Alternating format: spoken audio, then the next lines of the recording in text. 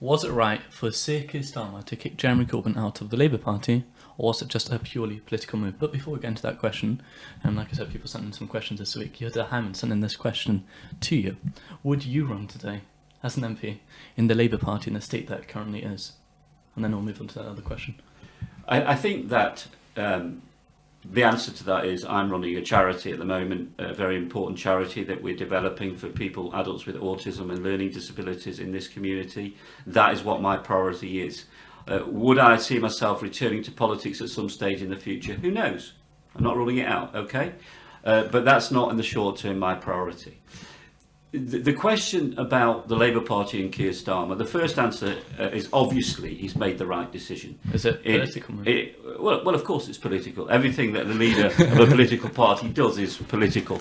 Of course it's political. It's to send the strongest conceivable message that we're drawing a line under the Corbyn era, that the Corbynites and Corbyn will have no influence whatsoever, and that this is a completely different Labour Party. These statements are a bit like when Tony Blair and Peter Mandelson and Gordon Brown created New Labour. Without using the term New Labour, Keir Starmer is trying to say we are New Labour, but New Labour in the context of post-Jeremy Corbyn. And that's what all of these moves are about.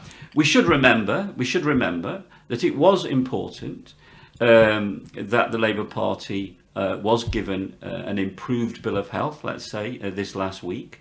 And it enabled even the Jewish Leadership Council to come out and say, whatever your politics are, it is safe to vote Labour on if your main fear was anti-Semitism. So you may not want to vote Labour for all sorts of other reasons, but if your main fear was anti-Semitism, then you can be assured that under Starmer's leadership, anti-Semitism is being dealt with extremely seriously in the Labour Party.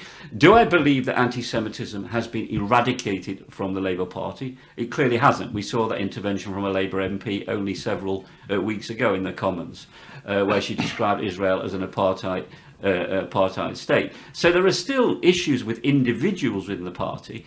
Do I believe that the leadership of the party is genuine and sincere when it says that it will continue to eradicate anti-Semitism every turn, and that there's been a lot of progress made under Keir Starmer's leadership? I do accept and believe that, yes. Brilliant, Andrew. Whilst Ivan wants to say that Sir Keir is creating a new Labour, I think he's actually creating a new Tory government. What the values that Sir Keir is standing for are not very different to the values that the Conservative government have been standing for historically.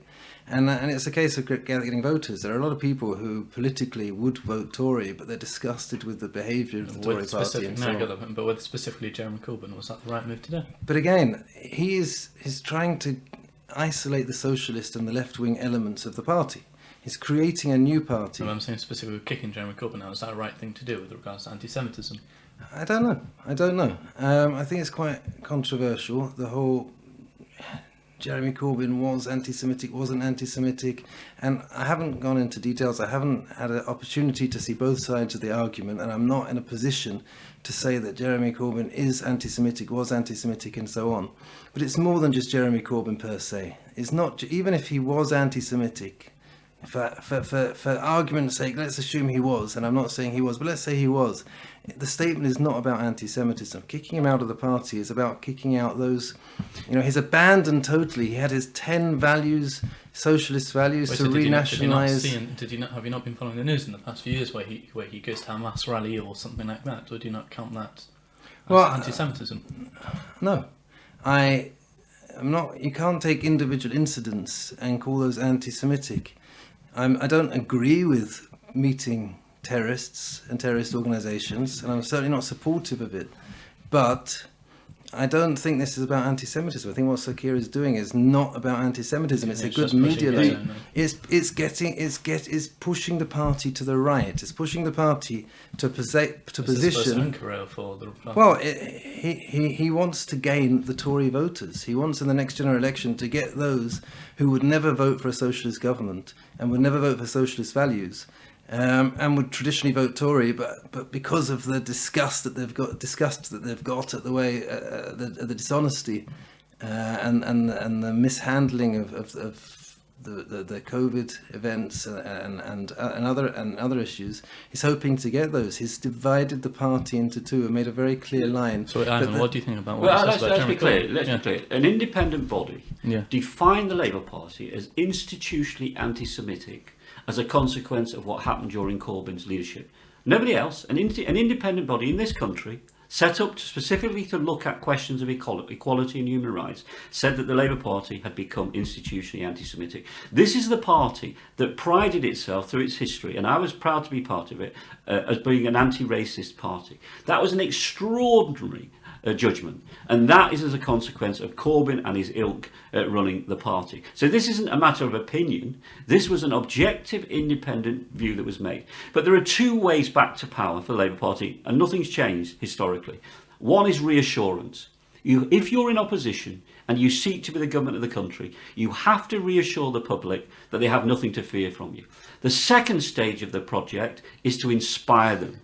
And I think that what Keir Starmer has done successfully in his the first part of his leadership, he's worked very hard to reassure people that they do not need to fear a Labour government under his leadership. The challenge for the next stage of his leadership between now and the general election, which at the end of the day is probably not going to be till December 2024, is to inspire people with his vision, his different vision, for a Britain that shouldn't be perpetually managing crisis, which it is at the moment, but actually can have a bright future in an extremely challenging world. That is his challenge.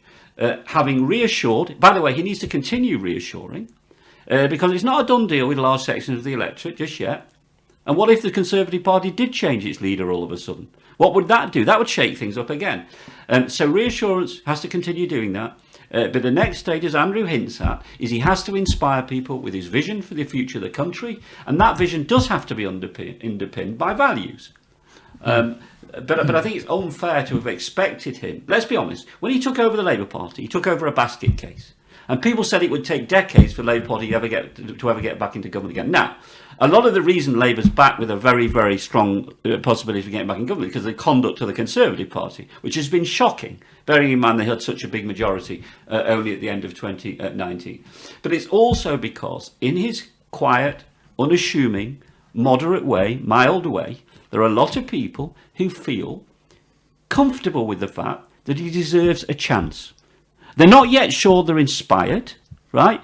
But they do believe that they don't have much of a problem with the idea of giving Labour a chance to run the country. I believe the next stage of his project, as I say, between now and December 2024, it might come a little bit earlier than that, the election, is also to give people a sense of hope and optimism and inspiration about how Labour would move this country forward in a more positive direction. I understand, but just going back to the previous point about Jeremy, Ivan said that it's objective that the independent body institutionally anti-Semitic. Said it was anti-Semitic. It's not a matter of opinion. It's the same. Well, he is anti-Semitic. like I said, I'm not expressing an opinion, and I'm not denying the fact. If you know, as objective as anything can be, I don't think it's relevant. I don't think that the reason why Sir Keir is doing this against Jeremy Corbyn has got, anti-Semitism.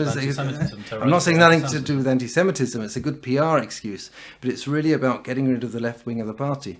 It's about getting rid of the socialist aims that his manifesto promises, his 10 promises to renationalise energy, to renationalise the rail. We haven't seen the manifesto yet. The Labour Well, no, but he's retracted from those. I will say retracted from those policies. I will say something, Ellie. I do think the Labour Party needs to be a bit careful about this. I think in London, large swathes of Jewish voters who in the past under Blair was willing to vote Labour but haven't voted Labour are willing to consider voting for Keir Starmer's Labour Party. I think it's a much bigger hurdle actually in the north. I think most of your listeners, most of your viewers, obviously are in the Greater Manchester area. Yeah. I think that there is a greater level of scepticism amongst those voters that Labour has truly got rid of its anti-Semitism problem than is the case in London. So the Labour Party needs to understand, this is the message I would give to them, that they still have a big reassurance job to do in this part of the world. And it is not like the way that large sections of the Jewish population now clearly feel in London. There is a much bigger hurdle to overcome.